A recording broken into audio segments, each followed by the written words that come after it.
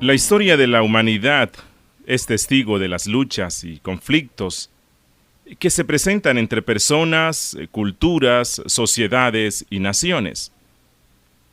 Los intereses de las personas, reinos o naciones, en ocasiones les conducen a desatar guerras o luchas con el fin de mantener la hegemonía o no permitir el ser subyugados por otros. En nuestra época, hemos sido testigos de las guerras frías entre movimientos políticos opuestos, pero de manera especial, hoy se desatan fieras competencias entre las grandes empresas multinacionales, las cuales buscan mantener o incrementar su posición en los mercados. Aunque algunas guerras fueron ganadas a través de la fiera batalla cuerpo a cuerpo, es una realidad que muchas otras fueron ganadas de manera sigilosa, permeando al enemigo, entrando sigilosamente a través de espías, a través de filosofías que poco a poco dañaban o convertían a las personas hacia los fines de los contrincantes. Introducirse en medio del terreno enemigo de manera sigilosa es una táctica que los enemigos han usado para derrocar a naciones, imperios y empresas. La Iglesia de Cristo, la Iglesia cristiana, libra una batalla crucial contra el mal. El enemigo de las almas no cesa de rodear a la Iglesia para hacerla desfallecer y conducir a los creyentes a una vida espiritual mediocre, sin vida. Satanás busca dañar nuestro testimonio cristiano, con lo cual hace mucho daño al avance del Evangelio. Siendo que estamos en un campo de batalla, donde el enemigo usa toda clase de estrategias, es nuestro deber estar alertas a sus astucias. El enemigo de la Iglesia es muy astuto. Él no escatima esfuerzo alguno para hacer daño. Él sabe que los daños más grandes causados a la Iglesia no provienen de afuera, de los enemigos externos, sino de dentro. Los grandes escándalos de los líderes de las iglesias han sido los instrumentos afilados que Satanás usa para dañar la poca fe de los que están iniciando la vida cristiana. Judas, en el versículo 4, da una descripción de los enemigos que la iglesia tiene dentro de ella, y estos son más peligrosos que aquellas personas que de manera abierta y franca se levantan en contra de la iglesia. El Señor nos ayude hoy a conocer estas características de los falsos maestros, estudiando el versículo 4 de la carta de Judas, de manera que huyamos de ellos, denunciando la falsedad, para que el resto no siga sus nefastas y mortales pisadas. Hoy vamos a meditar en el versículo 4 de Judas, el cual dice: porque algunos hombres han entrado encubiertamente, los que desde antes habían sido destinados para esta condenación, hombres impíos que convierten en libertinaje la gracia de nuestro Dios y niegan a Dios, el único soberano, y a nuestro Señor Jesucristo. En este versículo de Judas encontramos las características de los falsos maestros y las falsas doctrinas. Características de los falsos maestros y las falsas doctrinas, y hoy vamos a estar viendo la parte 1, la parte primera. Vamos a dividir nuestro estudio en varias partes, nuestro sermón en varias partes, y la primera parte será: los falsos maestros hacen su trabajo de manera solapada. Los falsos maestros hacen su trabajo de manera solapada. El segundo punto de nuestro estudio hoy será: a los falsos maestros les espera la condenación. A los falsos maestros les espera la condenación, y finalizaremos con unas aplicaciones. Analicemos este texto y qué es lo que Judas nos quiere enseñar, revisando la primera parte, la cual yo he titulado: los falsos maestros hacen su trabajo de manera solapada. Judas dice: que algunos hombres han entrado encubiertamente a la iglesia. Judas usa la palabra griega pareisteien, la cual significa literalmente hundirse o zambullirse y así deslizarse secretamente. Las personas que entran a una casa o lugar de manera sigilosa o encubierta, por lo general es porque están haciendo o quieren hacer algo malo, algo perverso. Y la palabra que usa Judas para decir que han entrado encubiertamente es una palabra fuerte, y en griego significa las palabras halagüeñas, las palabras seductoras de un contendiente astuto que se filtran gradualmente en las mentes. Judas usa una palabra que en español puede ser traducida como solapada. Estos hombres han entrado a la iglesia solapadamente. Es un término que en nuestros diccionarios de la lengua española significa ocultar maliciosa y cautelosamente la verdad o la intención. Una persona solapada es aquella que oculta maliciosa y cautelosamente sus planes y sus pensamientos. Judas, como pastor de la iglesia apostólica, no puede estar tranquilo cuando él sabe que algunos hombres perversos están entrando a la iglesia de una manera subrepticia, es decir, a escondidas. No están entrando por la puerta principal, sino por detrás. Estos no traen buenas intenciones. Ellos pudieron entrar haciéndose pasar por cristianos, pero realmente no lo son. Ellos ocultan sus verdaderos planes, y esto causa preocupación.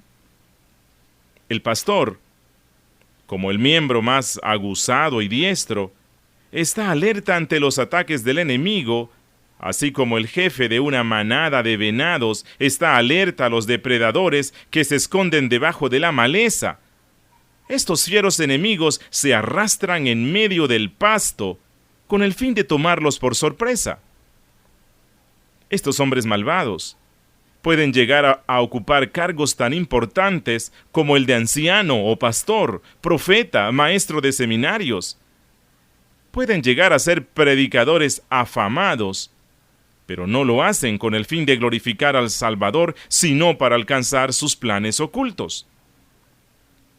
El Señor Jesús, cuando se presentó como el verdadero pastor que está dispuesto a dar su vida por sus ovejas, también habló de esta clase de hombres o de pastores que entran subrepticiamente con el fin de hacer daño al rebaño y conseguir sus fines egoístas. Dice Jesús, allá en Juan, capítulo 10, versículo 1, versículo 10 y versículo 12.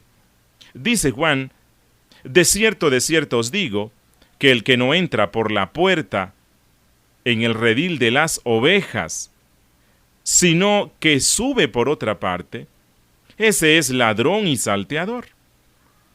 El ladrón no viene sino para hurtar y matar y destruir, mas el asalariado, y que no es el pastor, de quien no son propias las ovejas, ve venir al lobo y deja las ovejas y huye, y el lobo arrebata a las ovejas y las dispersa. Judas Iscariote estuvo con Cristo. Por un tiempo se identificó con él y llegó a ser parte del cuerpo apostólico.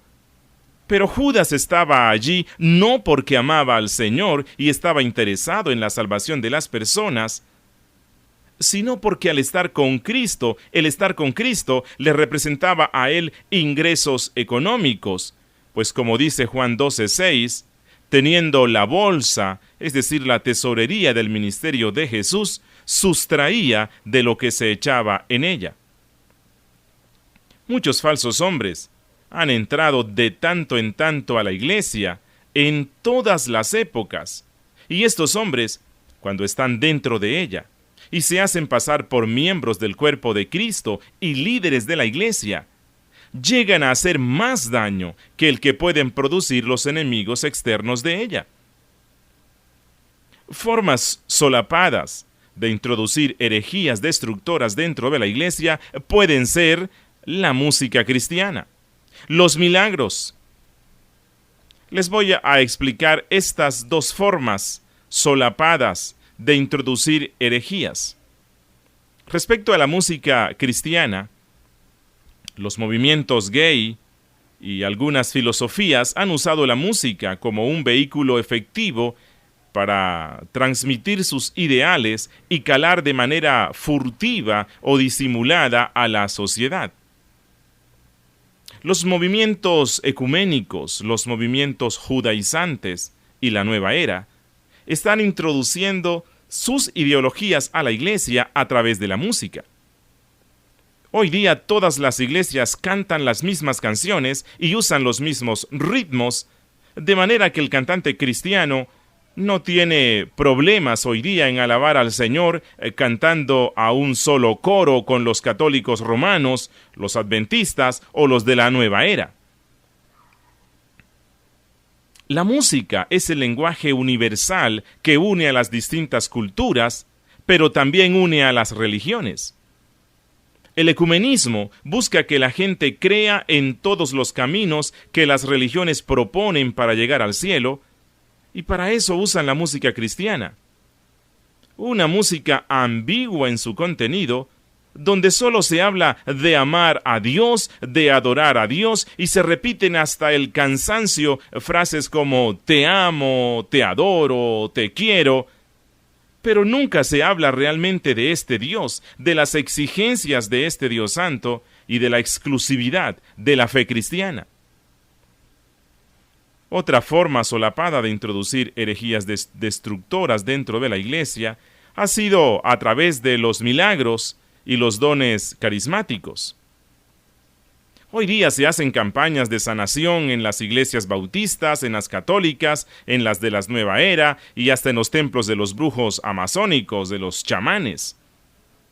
Vemos en la televisión cómo muchos hombres que se hacen pasar por predicadores cristianos usan los supuestos dones milagrosos para introducir herejías en la cristiandad, para promover el ecumenismo y apartar de la fe a los incautos.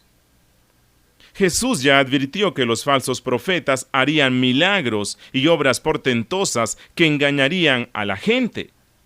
Escuchen lo que él dijo en Mateo 24:24. Porque se levantarán falsos cristos y falsos profetas, y harán grandes señales y prodigios, de tal manera que engañarán, si fuere posible, aún a los escogidos. Las grandes desviaciones doctrinales de la cristiandad evangélica están introduciéndose de manera solapada o encubierta a través de hombres que sustentan sus enseñanzas con las señales y milagros que caracterizan sus ministerios. Muchos canales de televisión cristiana y emisoras de radio son fuentes podridas de falsa doctrina, pero los creyentes las escuchan porque ellos hablan de milagros. Pero recordemos que estas señales no son necesariamente obras del Espíritu Santo, sino que son instrumentos de Satanás, o pueden serlo, pues el apóstol Juan declara en Apocalipsis capítulo 13, versículo 11 y 14, «Después vi otra bestia que subía de la tierra, y tenía 2 cuernos semejantes a los de un cordero, pero hablaba como dragón, y ejerce toda la autoridad de la primera bestia en presencia de ella, y hace que los moradores de ella adoren a la primera bestia, cuya herida mortal fue sanada. También hace grandes señales, de tal manera que aún hace descender fuego del cielo a la tierra delante de los hombres, y engaña a los moradores de la tierra con las señales que se le ha permitido hacer en presencia de la bestia». La iglesia de hoy, como la de la época de Judas y Pedro, ha sido infectada por numerosas doctrinas erróneas, pero sus falsos maestros lo han hecho de una manera tan astuta que la mayor parte del pueblo cristiano ni siquiera se ha dado cuenta que ahora están creyendo algo totalmente opuesto o desviado de la doctrina bíblica. La astucia de estos malos hombres es tal que el apóstol Pedro declara en su segunda carta, capítulo 2, versículo 1, pero hubo también falsos profetas entre el pueblo, como habrá entre vosotros falsos maestros que introducirán encubiertamente herejías destructoras. Pero ¿qué pasará con estos falsos maestros que están haciéndole daño a la iglesia? Dice Judas, los que desde antes habían sido destinados para esta condenación. Y este será nuestro segundo punto. A los falsos maestros les espera la condenación. Vuelvo a repetir la última parte del versículo 4 de Judas. Los que desde antes, refiriéndose a los falsos profetas, habían sido destinados para esta condenación. Hermanos, aunque quisiéramos tener una iglesia totalmente limpia, donde todos nos amemos de manera perfecta y no haya pecado, la verdad es que mientras estemos en este mundo, la imperfección siempre estará en nosotros. Anhelamos la llegada del día glorioso cuando el Señor perfeccione lo imperfecto.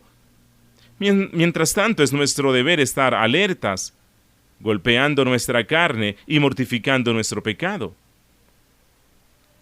Las Escrituras son claras en mostrarnos la realidad no muy halagüeña de que lo falso coexistirá con lo verdadero en esta creación caída. De manera especial, las falsas doctrinas, enseñadas por falsos pastores y maestros, siempre han estado peligrosamente cercanas al pueblo de Dios y en muchas ocasiones dentro de ella. No es nuevo que hoy haya muchos falsos maestros dentro de la iglesia, porque de esto ha hablado las Escrituras. Esto es lo que está diciendo Judas. Dicen los expertos en griego bíblico que una traducción más acertada de esta frase de Judas debiera ser: de quienes hace mucho tiempo se escribió que habrían de ser condenados. Repito, de quienes hace mucho tiempo se escribió que habrían de ser condenados. La palabra que traduce la versión Reina Valera como destinados es la palabra griega progegrammenoi, y este es un participio perfecto pasivo de prografo, que significa escribir de antemano. Así como las Escrituras nos hablan de la entrada de falsos maestros en medio del pueblo de Dios, también nos han hablado de la condenación que les espera. Pues el daño que ellos hacen al pueblo de Dios es muy grande. Son como el comején o la polilla que poco a poco se introduce en la estructura de una casa y en poco tiempo tornan vana la madera, de manera que la casa se ve en serio peligro. Estos falsos maestros son como estos insectos. Abundan y entran solapadamente para infectar con su doctrina virulenta a la cristiandad, de manera que si la iglesia no tiene pastores atentos como Judas, podrán causar mucho daño. Pero las cosas no quedarán así. Un día, el juez de toda la tierra dará su justo merecido a estos impíos. La condenación de los falsos maestros, la condenación de la rebeldía, no es algo nuevo. Desde hace mucho tiempo las Escrituras nos han hablado de ello. Es por eso que en los versos 5 al 15, el autor de la lacónica carta se dedicará a mostrar con claros ejemplos bíblicos la condenación de los impíos. Él hablará del juicio sobre los israelitas incrédulos en el peregrinaje a Canaán. Hablará de los ángeles que pecaron y del juicio sobre Sodoma y Gomorra. La idea de Judas es advertir a los creyentes que si ellos no están alertas a los movimientos astutos de los falsos maestros, y no están dispuestos a luchar vigorosamente por la doctrina bíblica, entonces muchos en la iglesia serán afectados y seguirán a estos pastores impíos, pero no solo creerán una falsa doctrina, sino que recibirán un castigo ejemplar por haber desechado la verdadera fe cristiana y acoger lo falso. Los israelitas, que en el desierto se dejaron influenciar por la mala cizaña que sembraron unos pocos, recibieron la misma condenación de los falsos maestros. Y esto debe ser una advertencia para todos nosotros. Hoy día vemos cómo en una iglesia local pasan fácilmente de una doctrina a otra. Por ejemplo, conozco a numerosas iglesias bautistas, y estoy hablando de las iglesias bautistas porque yo soy bautista y quiero hacer una autocrítica. Conozco a numerosas iglesias bautistas que durante algún tiempo caminaron en la doctrina apostólica, en la doctrina bíblica, pero un día llegó un pastor neófito o influenciado por las filosofías de la época y cambió todo. Cambió el contenido y la forma de la predicación y ahora solo predica de temas psicológicos, motivacionales o positivistas. Cambió el culto o la liturgia de los himnos, pasó a los estribillos que se repiten 1 y 100 veces sin ningún contenido doctrinal. De la evangelización bíblica ahora pasó al decisionismo y a las prácticas de la moderna sanidad interior. Pero lo sorprendente es que pocas, pero muy pocas personas en dichas iglesias se sienten incómodas por esos cambios. Todos siguen al pastor en los cambios que hace. Pareciera que nadie allí se preocupara por verificar con las Sagradas Escrituras si estas cosas deben ser así o no. Pero muchos me dirán, bueno, hermano Julio, el pastor tendrá que rendir cuentas ante el Señor si no hizo las cosas conforme a la palabra. Esto es cierto. Pero el Señor también pedirá cuentas a cada creyente, pues Él nos dio la revelación escrita a todos, no solo a los pastores. Somos responsables de detectar las falsas prácticas o las falsas doctrinas para hacerles frente con la palabra y corregir lo torcido. En el Antiguo Testamento, muchos de estos falsos profetas fueron condenados con la muerte, como en el caso de los profetas de Baal.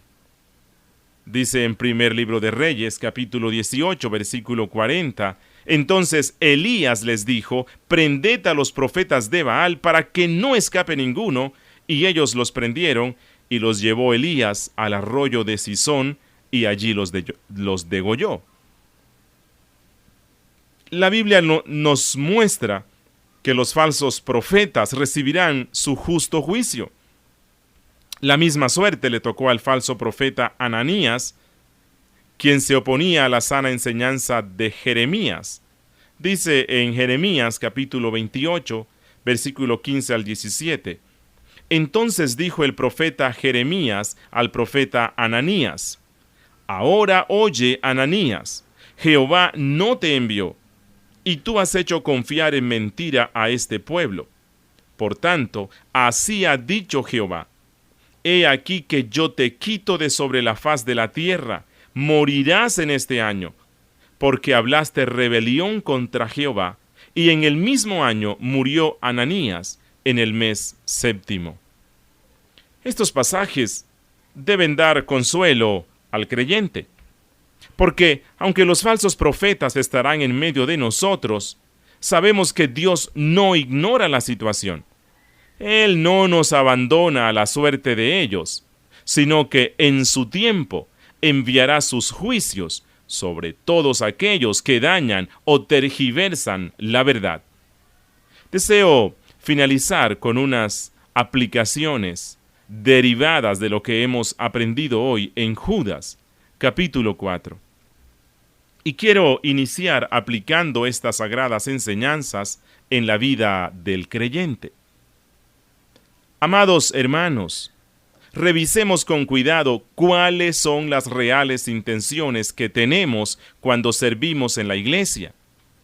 Cuando hablamos dulcemente a las otras personas, cuando nos mostramos afectuosos para con los demás. Pues, si lo hacemos con el fin de quedar bien, con el fin de que los otros nos aprecien, o demostrar cuán servicial soy, entonces estaré identificándome con una de las características más prominentes de los falsos maestros, que es el solapamiento. El Señor nos ayude a ser transparentes para con los demás. Que las motivaciones, cuando hacemos o hablamos algo, sean claramente presentadas y que éstas tengan como fin último y máximo glorificar al Señor. Apreciados hermanos, seamos diligentes en estudiar las Escrituras y conocer de manera más certera la doctrina bíblica, de manera que no seamos víctimas del engaño que promueven los falsos maestros. La mentira se enfrenta con la verdad, pero esta verdad debe ser conocida con claridad. Si solo nos conformamos con tener un conocimiento somero de la Biblia, es posible que seamos confundidos por los actuales movimientos sectarios que han entrado al cristianismo. Seamos cuidadosos en asuntos espirituales. No todo el que dice Señor, Señor, realmente está sirviendo a Jesucristo, nuestro Salvador. No todo el que predica de la palabra realmente está enseñando la palabra. Revisemos la doctrina que enseña. Revisemos su conducta. Si bien es cierto que en esta tierra no hay un solo hombre que peque, que no peque, también es cierto que los cristianos no convertimos el pecado en un hábito. Tengamos cuidado con los profetas que nos dicen paz y prosperidad, pues el Señor dice, yo no los envié. Tengamos cuidado con las predicaciones lisonjeras, donde nosotros somos presentados como los dioses que gobernamos sobre el Dios soberano. Apreciado amigo, que aún no conoces de manera personal al Señor y Salvador, ruega al Señor que te ayude a salir del error en el que te encuentras. Tú crees que Dios te ama y te acepta como eres, pero si estás practicando el pecado y persistes en no aceptar el señorío de Cristo sobre todas las áreas de tu vida, sino que tú decides qué debes y no debes hacer sin tener en cuenta al Salvador, entonces también te espera una terrible condenación. Pero el Señor hoy te invita a correr por tu vida, a escapar de los conceptos erróneos que tienes de Dios y buscarle entre tanto puede ser hallado. Apreciado amigo, no creas que porque algún cristiano te dijo que Dios ama al pecador y aborrece el pecado, tendrás escapatoria de la condenación que vendrá sobre los hombres que creen falsas doctrinas. Si crees que Dios no te castigará porque Él ama al pecador, te recuerdo lo que dijo Pablo en las Sagradas Escrituras. Él dijo en Colosenses 3:6, la ira de Dios viene sobre los hijos de desobediencia. Y también él dijo en Efesios 5:6, nadie os engañe con palabras vanas, porque por estas cosas viene la ira de Dios sobre los hijos de desobediencia. Pero te invito para que acudas hoy a Cristo Jesús. Creyente, si has sido descuidado en el estudio de la Biblia, de manera que has estado tentado a seguir alguna doctrina falsa, acude a Jesús y confiesa tu pecado de descuido. Él tendrá misericordia de ti y será abundante en perdonar. Pero recuerda no descuidar un solo día, estudiando de manera seria las Escrituras. y escuchando las predicaciones que te dan tus pastores para que estés firme frente a los vientos de doctrina errónea que cada día soplan con más fuerza dentro de la cristiandad. Amigo que aún no conoces al Salvador, yo te invito hoy para que lo mires en la cruz sangrante, muriendo por el hombre pecador, por ese hombre que ha preferido inventarse un Dios a su imagen, un Dios que le permita practicar la inmoralidad sexual y toda suerte de pecados. Pero la cruz nos muestra que el Dios de la Biblia no considera el pecado como algo insignificante, sino que el pecado es tan horrible y tan perverso que ofrecer perdón a los pecadores le costó su propia vida. Ven hoy a Jesús y empieza a disfrutar de la comunión con el Dios Santo que nos ofrece su perdón. Si usted desea recibir una copia de este programa o desea descargarlo, puede ingresar a la página web www.caractercristiano.org. Repito, www.caractercristiano.org. Este es un aporte de la Iglesia Bautista Reformada, La Gracia de Dios en Medellín.